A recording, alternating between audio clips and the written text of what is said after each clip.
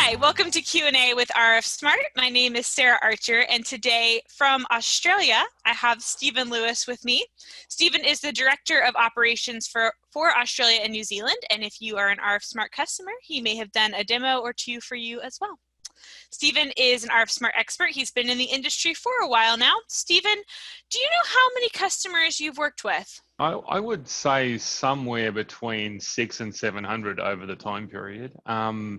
I've been in the industry for over 20 years. I stopped counting at 20 years because it started to get a bit depressing. And I've worked at RFSMART for over 5 years. So yeah, I would say it would be in that range. Yeah. We're excited to have your industry experience on with us today, especially as we tackle our topic, which is going to be annual counting. We're headed into that time of year again. It's time for the much anticipated annual count. Stephen, can you tell me what an annual count might look like for our customers? So look, it varies between customer to customer. So some customers do shut down operations completely, some do not. Some will count whilst continuing to operate in a more of a cyclical fashion, even though it's an annual count. And of course, then you've got the usage of temporary hire, labour companies, etc., to bring that in. And preparation-wise, yeah, that they may choose to neaten things up before the count, so get rid of stuff that's on the floor or in areas that aren't really specifically bins in the system, or that might be confusing for someone that's coming in externally to count. And it doesn't have to be external. I know quite a few customers that I've worked with actually bring operational people. I've even done counts next to the CEO at a company in New Zealand. So Stephen, can you tell me why customers choose to do an annual count? Why would that be beneficial for them? I would say a lot of that would depend on the products that they hold. So there's various types of requirements. A lot of it will also depend on audit requirements. So some companies would be required to do an annual stock take to get their audit signed off, say if they were publicly listed. Other privately held companies may choose to do an annual stock take just for completeness on their accounts.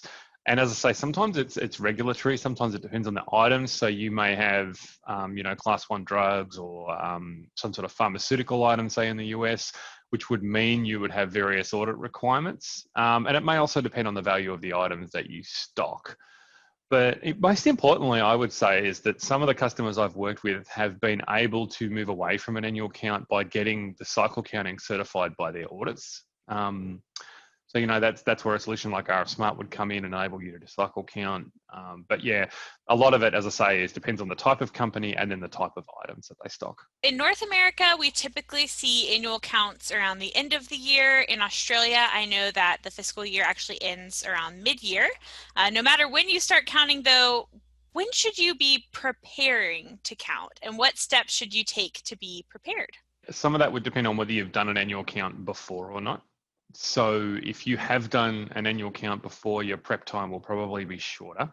If you have not, then the things to consider are how big is your warehouse, and how many items do you have on your expected count list? So, obviously you have to prepare a lot less for 100 items than you do for 1,000 or 2,000, or upwards. And no matter when you start counting, you do need to make sure that you test how quickly you can count. And if you're not sure, the easiest thing to do is set up a cycle count.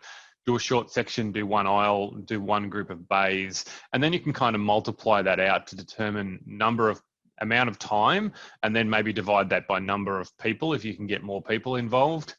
But be careful with that, because depending on the level of experience, some people may take longer than others. So it's often best to have a couple of people do test counts and do some sort of average. So experienced and inexperienced is often a good way of checking that out. And one other thing that's important specifically for RFSMART customers is if you're doing a real-time bin transfer when picking, if you're doing that, then you actually don't need to shut down to do the count. So that will lessen your preparation. But if you're not, then if you do need to shut down, then you need to plan how to do that. So some people, they shut down Friday night, they do the count on the weekend, they reopen Monday morning. That's one method. Other methods are, overnight. If you happen to have a second shift, you can shut that shift down and do the count overnight. My final question is, how does RFSMART support this counting process? Can you give us a little insight into what that looks like with RFSMART? I have mentioned a couple of key sort of RFSMART features that do impact this. So the first one was around the ability to do frequent cycle counting, right? That can then replace a larger annual count. The other thing I mentioned was around real-time bin transfers. So I mentioned that specifically because that's one of the methods that's optional, but RFSMART overall will help maintain real-time inventory. And if you've got real-time inventory, you don't need to shut down. This makes both cycle counts and larger counts much easier. The other thing to consider is whether you want to do a directed or non-directed count. So directed being more of a cyclical count where you're actually told what to count specifically. So you're checking each group of items across some cycles, and that may be dependent on their ABC classification, which RFSMART supports, or it may be depending on, how many days apart you need to count specific items from a regulatory perspective. One other thing that RFSMART can work with is we can support either multiple small counts or one single large count.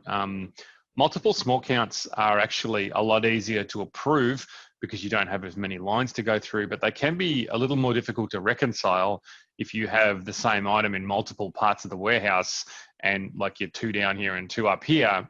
When you're reconciling that all together, you can end up with a net of 0, whereas if you reconcile those 2 areas separately, you would have, the plus and the minus. But RFSMART does support various types of sort of quick approval methods like, maximum up to a maximum of $10. I'm happy to approve any adjustment under that. I don't, it's not worth spending the time to investigate that. You can do that kind of thing. Also reopening specific parts of accounts, specifying items for recount, etc. So there's a lot of RFSMART features that are helpful for counting.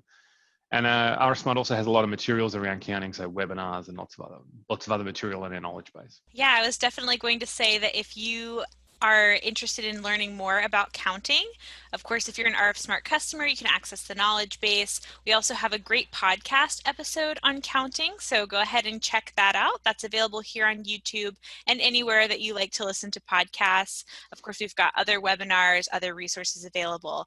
If you have questions, you can email us at info@rfsmart.com. Stephen, thank you so much for being here today, for giving us a little glimpse into ways to make this counting process easier. And for those of you listening, thank you as well. We'll see you again really soon. Thanks.